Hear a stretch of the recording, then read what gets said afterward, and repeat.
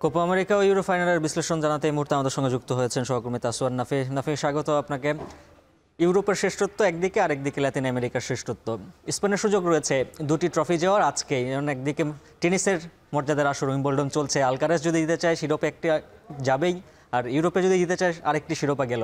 সব মিলে ইংল্যান্ডের সাথে খেলা। স্পেনের আমরা বলছি তরুণ খেলোয়াড় ইয়ামাল রয়েছে, রদ্রি রয়েছে। যদি স্পেনের দিকে তাকাই, হ্যারি কেন, বিলিংহাম, তার ফোডেন রয়েছে, সাকা রয়েছে। সব মিলে কে এগিয়ে থাকবে এবার ইউরোপের শ্রেষ্ঠত্ব লড়াইয়ে? ইউরোপের শ্রেষ্ঠত্বের লড়াইয়ে উজ্জ্বল যদি বলতে চাই, প্রথমে স্পেন যদি পরিসংখ্যান দেখি, স্পেন অবশ্যই কিছুটা পিছিয়ে রয়েছে বর্তমান পরিসংখ্যানে সব মিলে। তবে এই ইউরোতে স্পেন যে পারফরমেন্স করেছে, যদিও ইংল্যান্ডের কথা আলাদাভাবে বলতে, ইংল্যান্ড সাউথগেট যখন 2016 সালে ইংল্যান্ডের দায়িত্ব নেওয়া, ইংল্যান্ড দলটা অনেকটা পরিবর্তনের দিকে আসছে। 2021 সালে শেষ এই ইউরো চ্যাম্পিয়নশিপে তারা ফাইনাল খেলেছে ইতালির সাথে, যদিও তারা হেরে গিয়েছিল। এবং 1966 সালের বিশ্বকাপের পর এখন পর্যন্ত ইংল্যান্ড কোনো বড় শিরোপা পায়নি, যদিও এইবার ইউরোতে সবচেয়ে দামি দল এই ইউরোতে ইংল্যান্ড দল। স্পেনের ইয়ামালের কথা বলছেন, ইয়ামাল এবার দুর্দান্ত ফর্মে আছে, কিন্তু এখানে একটা কথা রয়েছে, জার্মানিতে যেহেতু খেলা হচ্ছে, জার্মানির আইন অনুযায়ী সেখানে শিশু শ্রম, মানে 18 বছরের নিচে যেহেতু ওর বয়স, সেই জায়গায় তাকে রাত 11টার পরে কোনো ম্যাচ খেলানো যাবে না। সেক্ষেত্রে ইয়ামালকে কতক্ষণ আসলে মাঠে রাখা যাবে সেটা নিয়ে একটি প্রশ্ন তৈরি হয়েছে, এবং সেই 38 লাখ টাকা জরিমানা দিয়ে ইয়ামালকে সেই মাঠে খেলানো হবে কিনা সেটারও একটা প্রশ্ন উঠেছে। এবং স্পেনের যে দলটা রয়েছে, অবশ্যই যে এখন যে ফুয়েন্তে দায়িত্ব নেওয়ার পর আমরা দেখেছি 2008, 10, 12 খুব সোনালি একটি সময় গিয়েছে স্পেনের।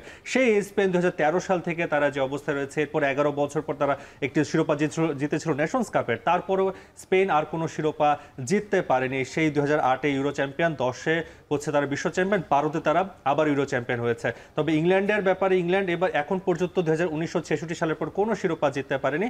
ইংল্যান্ডের যে দলটা এখন খেলছে, হ্যারি কেন রয়েছে, জুডে বেলিংহাম রয়েছে, ফোডেন রয়েছে, অবশ্যই খুব ব্যালেন্স দল, এবং ইংলিশ লিগ বা অন্যান্য বড় বড় আসর থেকে খেলে আসা বেশ বড় ফুটবল রয়েছে। আমরা যদি একটু স্পেন এবং ইংল্যান্ডের পরিসংখ্যানটা যদি খেয়াল করি, উজ্জ্বল আপনি নিশ্চয়ই দেখতে পাচ্ছেন, যে শুরুতে যেটা বলছিলাম, ইংল্যান্ড বেশ এগিয়ে রয়েছে পরিসংখ্যানের দিক দিয়ে। 27টি ম্যাচ হয়েছে, 10টি জয় পেয়েছে স্পেন এবং 14টি পেয়েছে ইংল্যান্ড, এবং 3টি করে ড্র হয়েছে।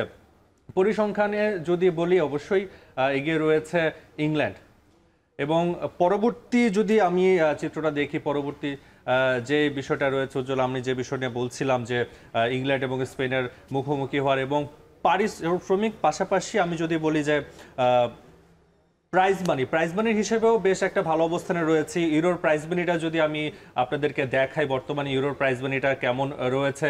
ইউরোর প্রাইজ মানিতে যদিও রাতে পর আবার ভোরবেলা কোপা রয়েছে, champion 8 million euro, runner up 5 million euro, সেমিফাইনালে যারা উঠে যারা 4 মিলিয়ন ইউরো করে পেয়েছে, কোয়ার্টার ফাইনাল এবং ম্যাচ ড্র করলেও এখানে অর্থ রয়েছে ইউরোতে। এবার যদি ইউরোর যে অবস্থা রয়েছে, ইউরো আমরা জানি বর্তমান বিশ্বে ইউরোই ফুটবলটাকে খুব ভালো ডোমিনেট করছে। সেই জায়গা থেকে ইউরোর এই চ্যাম্পিয়ন স্পেন এবং ইংল্যান্ড, যদি ইংল্যান্ড চ্যাম্পিয়ন হয় প্রথমবারের মতো ইউরো একটি শিরোপা স্বাদ পাবে। নাফি, ইউরো ফাইনালের পরেই তো ভোর 6টায় শুরু হবে কোপা আমেরিকার ফাইনাল। কোপা আমেরিকার শিরোপা জয়ের লড়াই করবে আর্জেন্টিনা এবং কলম্বিয়া। এই আসলে অনেকটা কিন্তু চমক দেখিয়েছে কলম্বিয়া, কারণ এতগুলো বছর বাদে ফাইনালে খেলতে আসা তাদের যারা ভক্তরা রয়েছেন তারাও বেশ উদ্বিগ্ন রয়েছেন কি হতে যাচ্ছে। আপনার আসলে কি মনে হয় ইতিহাস কারা গড়তে চলেছেন? ইতিহাস গড়তে, একটু আগে স্পেনের কথা বলছিলাম, স্পেন 2010-এ বিশ্বকাপ জিতে 12-তে ইউরো জিতেছিল। আর্জেন্টিনার কাছে সামনে একটি সুযোগ রয়েছে, শেষবার বিশ্বকাপ জয় এবং পরবর্তী সময়ে তাদের মহাদেশীয়দের জয়টা, মহাদেশীয় শ্রেষ্ঠত্বের লড়াইটা তারা জিততে পারে কিনা, এটা একটা দেখার বিষয়। আরেকটা বিষয় রয়েছে, আর্জেন্টিনার সামনে আরেকটি রেকর্ড গড়ার হাতছানি রয়েছে। এখন পর্যন্ত কোপা আমেরিকার সর্বোচ্চ শিরোপাটা জিতেছে আর্জেন্টিনা এবং উরুগুয়ে সমান, যৌথভাবে 15টি শিরোপা। আজকে আগামীকালকে ভোরে যদি আর্জেন্টিনা ম্যাচটা জিতে যায়, 16 বারের মতো কোপা চ্যাম্পিয়ন হবে এবং ইতিহাসের সবচেয়ে বেশি কোপা চ্যাম্পিয়ন হবে। এবং আমি আরেকটা বিষয় বলি, কলম্বিয়ার 23 বছর আগে, অর্থাৎ প্রায় 2 যুগ আগে 2001 সালে সবশেষ Colombia Euro Copa America champion হয়, এবং সেই আসরে নিরাপত্তার কারণে আর্জেন্টিনা অংশগ্রহণ করেনি, ব্রাজিল দ্বিতীয় সারির দল পাঠিয়েছিল। এই কারণে কোপা আমেরিকার একবারই চ্যাম্পিয়ন হয় কলম্বিয়া। আমি কোপা আমেরিকার হেড টু হেড যদি দেখি, আর্জেন্টিনা এবং কলম্বিয়া এখন পর্যন্ত 18 ম্যাচটি হয়েছে, 7টি জয় পেয়েছে আর্জেন্টিনা, 4টি কলম্বিয়া, ড্র হয়েছে 7টি, আর গোল 34টি হয়েছে, আর্জেন্টিনা 19টি দিয়েছে, কলম্বিয়া 15টি। এছাড়া হোম স্টেডিয়ামে আর্জেন্টিনা 5টি ম্যাচ জিতেছে 11টির মধ্যে, এবং কলম্বিয়া জিতেছে 2টি। অ্যাওয়েতে অবশ্য দুই দলই সমান সমান 2টি করে জয় পেয়েছে, 3টি ড্র হয়েছে। কোপা আমেরিকার আসরেও যে খুব ভালো অবস্থানে রয়েছে আর্জেন্টিনা সেটা না, 5 ম্যাচে কোপাতে এখন পর্যন্ত আর্জেন্টিনা 1টি জয় পেয়েছে, কলম্বিয়াও সমান 1টি জয় পেয়েছে। অর্থাৎ পরিসংখ্যান দেখে এবারে, কারণ হামেস রদ্রিগেজের মতো যে দলে তারকা ফুটবলার রয়েছে, যদিও আর্জেন্টিনা নামে ভারে সব দিক থেকে তারা এগিয়ে রয়েছে, সেই জায়গা থেকে দেখতে পাচ্ছি এবার কোপা আমেরিকার প্রাইজ মানি নিশ্চয়ই দেখতে পাচ্ছেন মোট $76 মিলিয়ন। এবার যারা অংশগ্রহণ করেছে 16টি দল, তাদের মধ্যে 2 মিলিয়ন করে ভাগ করে দেবে বাংলাদেশি টাকায়, যা 23 কোটি টাকা। তৃতীয় স্থানে যারা রয়েছে অর্থাৎ উরুগুয়ে এবার $5 মিলিয়ন পেয়েছে, 59 কোটি টাকা। এবং চ্যাম্পিয়ন যে হবে আর্জেন্টিনা অথবা কলম্বিয়া, তারা 188 কোটি টাকা।